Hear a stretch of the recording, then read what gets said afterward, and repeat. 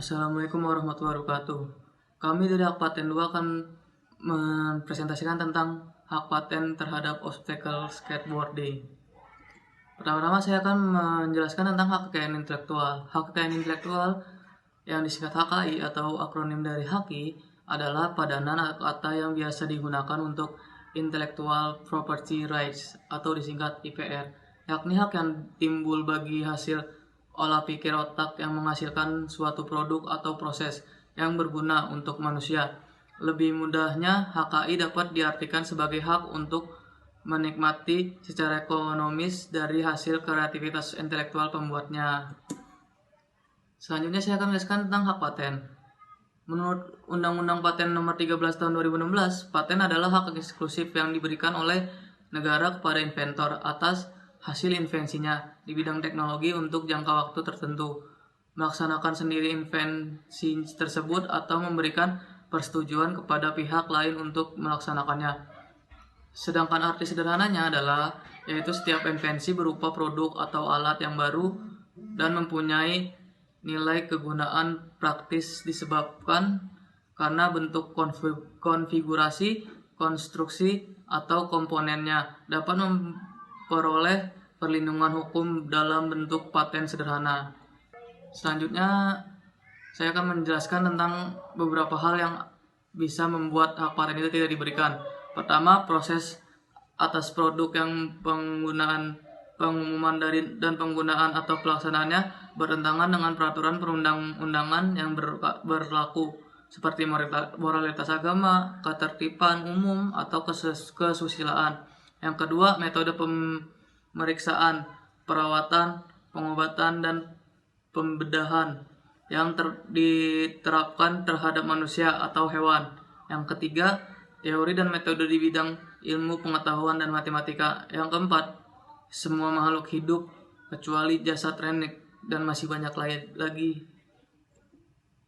Seterusnya saya akan menjelaskan tentang jangka waktu hak paten. Di Indonesia menurut ketentuan Undang-Undang Nomor 14 Tahun 2001 tentang paten jangka pasal 8 ayat 1, waktu perlindungannya selama 20 tahun sejak tanggal penerimaan dan tidak bisa diperpanjang. Yang kedua, itu diatur oleh pasal 9 yang mengatur jangka waktu perlindungan untuk paten sederhana selama 10 tahun dan tidak dapat diperpanjang.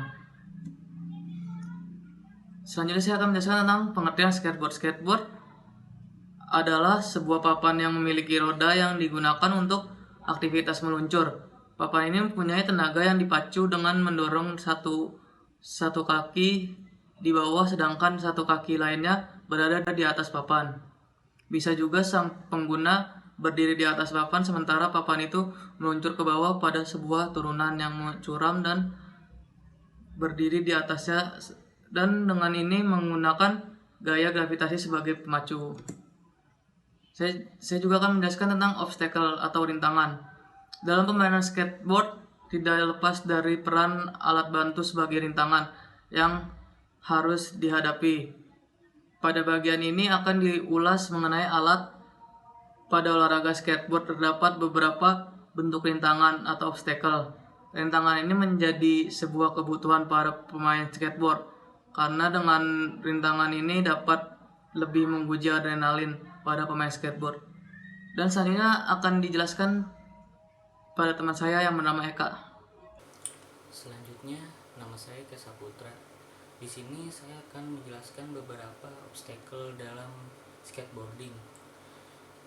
Yang pertama ada obstacle box, yang kedua obstacle rail, yang ketiga obstacle mini ramp, yang keempat obstacle bows. Obstacle yang pertama yaitu box. Box merupakan gabungan dari grid rail dan launch ramp. Memiliki dimensi panjang 5,8 meter, lebar 5,8 meter, dan tinggi 1,2 meter. Funbox digunakan pada tiap sisi. Dari alat yang telah dibahas di atas, dapat diketahui bahwa alat untuk tingkat dasar tidak melebihi dari tinggi 150 meter dan merupakan alat tunggal, tanpa kombinasi. Karena faktor risiko pada alat yang rendah kurang dari 150 meter, lebih kecil daripada menggunakan alat yang memiliki ketinggian melebihi 150 meter. Jenis yang kedua yaitu rail atau grid rail, berupa besi memanjang yang memiliki perletakan horizontal dan miring, digunakan sejajar dari kedua sisi. Kalau obstacle ini bentuknya mirip monorail atau besi tunggal yang berdiri sejajar melintang horizontal. Trik basic yang kalian punya bisa kalian coba di obstacle ini. Untuk tinggi rail memiliki tinggi yang beragam untuk memudahkan pemainnya beradaptasi saat melakukan trik grinding pada obstacle.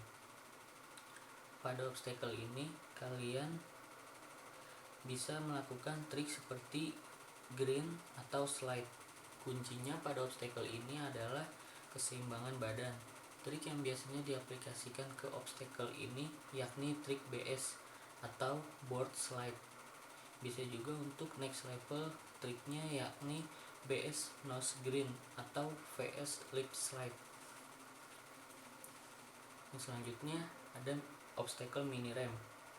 Ramp hampir sama dengan ledge, hanya sisi pada perbedaan tinggi lantai lebih landai. Ramp terdiri dari berbagai jenis: transition ramp, launch ramp, kicker ramp, spine, dan alat yang lebih lanjut, vert ramp dan quarter ramp. Rem digunakan hanya dari satu sisi yang miring ke lantai. Selanjutnya obstacle bows. Bentuknya seperti kolam renang, hanya saja tiap sisinya tidak memiliki ketajaman. Bentuknya menyerupai mangkok. Cruising di alat ini memang mengasihkan, tapi sayangnya untuk bermain di sini kamu harus benar-benar memahami teknik pumping dengan benar. Pasalnya obstacle ini hanya satu, memiliki beberapa titik di mana skateboarder harus melakukan pumping. Baik, di sini saya akan menjelaskan perbedaan antara skateboard dengan longboard. Longboard itu sendiri terlahir dari perkembangan olahraga skateboard.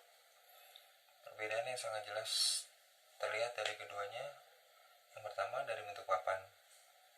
Papan dari skateboard memiliki tekukan di setiap ujung papannya, sedangkan longboard berbentuk menyempit di setiap ujung papannya. Yang kedua, dari panjang.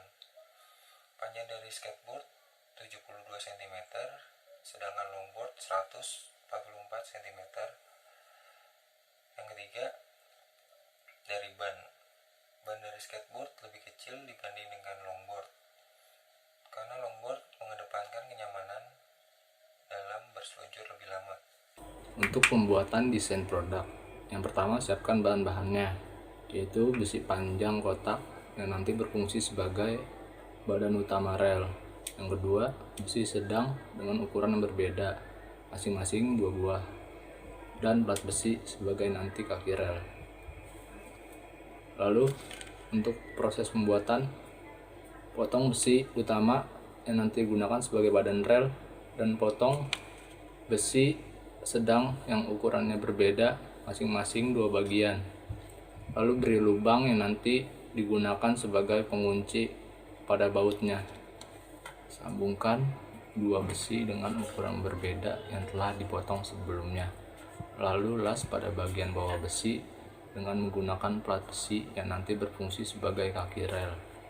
Selanjutnya buat slot atau soket sebagai penyambung badan rel menggunakan besi tabung yang sudah disediakan dan las pada bagian-bagian tertentu. Lalu sambung semua bagian rel yang sudah dibuat sehingga menjadi rel yang sudah siap digunakan. Konsep di sini adalah pengembangan bentuk dari obstacle yang sudah ada, yang biasa dijumpai pada skateboarding di tempat-tempat yang telah disediakan oleh pemerintah maupun swasta, dengan tujuan mengurangi space yang dibutuhkan karena obstacle ini berbentuk besar dan berat, sehingga mempersulit para skateboarding dalam segi perakitan, fleksibilitas, dan tata letak obstacle itu sendiri. Dan kami juga mengedepankan keamanan dan kenyamanan para skateboarding itu sendiri dalam menggunakan obstacle ini. Bahan-bahan dan harga yang dibutuhkan untuk membuat rel ini besi panjang besar 80.000, 2 besi sedang 60.000, 1 besi plat besar 30.000, 1 besi plat kecil 20.000, 1 besi slot 20.000, dan 35.000 untuk pembuatan tas untuk rel ini. Jadi seluruh total pembuatan rel ini adalah 253.000. Maka kesimpulannya adalah hak kekayaan intelektual merupakan hak yang berasal dari karya, karsa, dan daya cipta yang memiliki manfaat dalam menunjang kehidupan manusia dan juga mempunyai nilai ekonomi. Kenyataan ini memaksa kita untuk melakukan pengelolaan HKI secara profesional dengan berlandaskan hukum nasional, hukum internasional, prinsip, dan kaidah. Tidak hanya dilakukan dengan pendekatan hukum, tapi juga dengan pendekatan teknologi dan bisnis. Hak kekayaan intelektual yang terdiri dari hak cipta, merek, rahasia dagang, desain industri, yang perlindungannya diatur dalam Undang-Undang Nomor 14 Tahun 2001. Jangka waktu perlindungan paten diatur dalam Pasal 8 Nomor 1 Undang-Undang 14 Tahun 2001. Paten sederhana mendapat perlindungan undang-undang selama 10 tahun dan paten biasa mendapat perlindungan 20 tahun dan juga tidak dapat diperpanjang. Sekian presentasi dari kelompok kami. Wassalamualaikum warahmatullahi wabarakatuh.